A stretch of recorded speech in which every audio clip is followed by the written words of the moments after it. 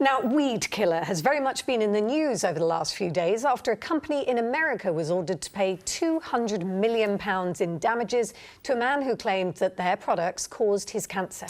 The chemical glyphosate, which is used in products including Roundup, has already been banned by one council in Somerset, and they believe others will soon follow. Our Somerset correspondent Clinton Rogers reports. This is weed killing the organic way. No chemicals in this foam solution, just hot water and starch. Glastonbury believes it was the first council in the country to ban the use of glyphosate as a weed killer. We have a duty of care to look after our community, and we also have a duty of care to look after our staff as well. So what we felt was to apply the precautionary principle and to look for alternatives that are not chemical.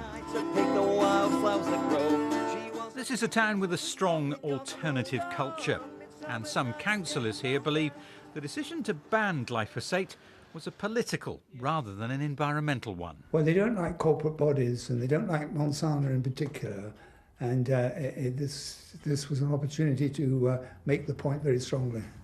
The concerns over glyphosate as a weed killer aren't new. They've been rumbling on worldwide for years. But the American court ruling has brought them into sharp focus, and now the agricultural and horticultural industries have been quick to leap to the defence of the product. We use it to control the old grasses in the fields. James Small speaks for the National Farmers Union in the West Country. He says he wants decisions on the chemical to be driven by science. It's a product that has been used